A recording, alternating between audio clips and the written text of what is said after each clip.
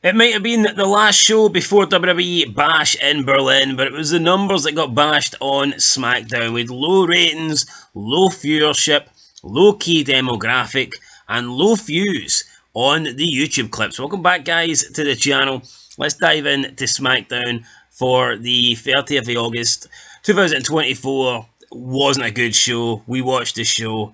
To say it wasn't a good show is an understatement. I think I gave the show a 1. It was borderline going to get a 0. It was a really painful show. The ending, Nia Jax, Michin, horrible main event. You've got Cody Rhodes and Kevin Owens cutting a 20-minute promo, whispering into each other's ears. Wasn't good, and it's hardly surprising that the ratings reflect that. So this week's SmackDown basically did the same as last week. 2.054 million viewers. Last week did 2.050 million views. So we're up 4,000, but 4,000 is nothing. In terms of the past 4 weeks, the trailing 4 weeks, it's down 6%, which I'm not surprised about. In the key demo, it was actually down 5%. Last week did a 0.56. This week did a 0.53. It's the lowest key demo SmackDown has gotten since July 26th, and it is down 12% on the trailing 4 weeks. So I'm not surprised by these numbers. I'm not surprised that the key demo's down, because SmackDown is just getting worse and worse and worse, and there was just nothing interesting on this show. Nothing at all. Kevin Owens, Cody Rhodes, they've got the big match at Bash in Berlin, the world title match, and it feels like two jobbers. It literally feels like two jobbers in a random throwaway match. There's just nothing happening here on this show. Going into Bash at Berlin, where's the selling point? You know, what was supposed to get us intrigued tonight? You know, what were we supposed to watch tonight and take into Bash at Berlin? There was nothing. There was nothing on the show. Numbers are down. It fucking sucks. I'm hardly surprised. And when you look at the YouTube clips, I mean, it really does spell disaster. Now, these have been up like 4 days. And the highest viewed YouTube clip in 4 days, 4 fucking days, was the full match between Nia Jax and Michin in a street fight with 362k.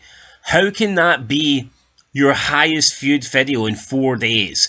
Sometimes you look at Raw, when you see CM Punk come back, gets over 1 million views, or Roman Reigns will come back, he'll get over 1 million views. Liv Morgan and Dominic do something, they'll get over 1 million views. The Rock came back, was getting over 1 million views. And then in 4 days, the highest viewed SmackDown clip only has 362,000. That's embarrassing, man. Those numbers are shocking. So that was in first place. Second place was Kevin Owens telling Cody Rhodes a secret before Bash in Berlin, 295,000. Again, another really low number, not even breaking the 300k mark. Third place, we had LA Knight overcomes Ludwig Kaiser in a US title open challenge, 192k. In terms of views, again, really, really low here, abysmal numbers.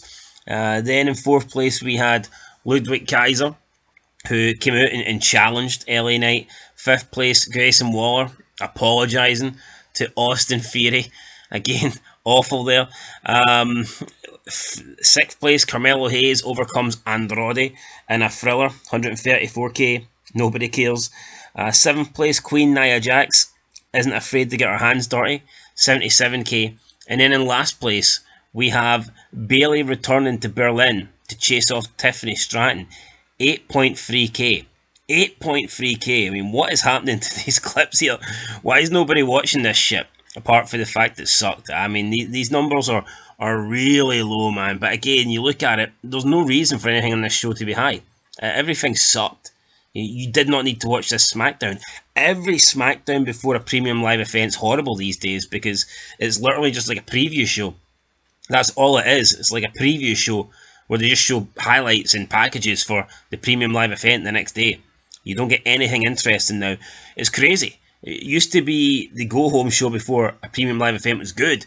You know, you had to tune in to see what was going to happen before the pay-per-view. But now there's no point. It's the worst show. There's no point. You tune in and you basically just get told what's going to happen at the premium live event. You get a bunch of boring fucking promos, and then you get one match that isn't good enough to be on the premium live event, they put it on SmackDown and they pretend that you're getting like a, a top quality match, when in reality you're getting a match that isn't even good enough to be on the premium live event. So yeah, these numbers, guys, fucking suck. Hardly surprising. SmackDown is in trouble, and it's going to get worse when SmackDown goes to USA Network. These numbers are going to tank. I reckon we'll see SmackDown drop to about 1.5 million, because it's not good. It's not fucking good. Raw's better. I mean, we see Raw. Sometimes Raw does like 1.6 and whatnot, and Raw's a much better show than SmackDown. So once SmackDown goes to the USA Network, I'm expecting to see a big decline here in these ratings. Anyway, guys, that's it. Let me know your thoughts down below. But these numbers are terrible. No one's going to convince me otherwise. It was a horrible show, horrible numbers. There's just no interest in wrestling right now. Outside of the little bubble, outside of the people, the fanboys that love this shit, wrestling's not a cool thing. It's just not. It's not been cool for fucking decades. So outside, you just don't tell people that you don't tell people you watch wrestling. They would look at you like you're retarded. I mean, it is what it is. Wrestling's not a cool thing in 2024, and it hasn't been cool for a very long time, and it's not going to get any cooler with Triple H in charge. Carlito needs to come out, spit a big fucking apple in Triple H's nose, because this shit ain't cool. Anyway, guys, that's it. Catch you in the next one. Peace.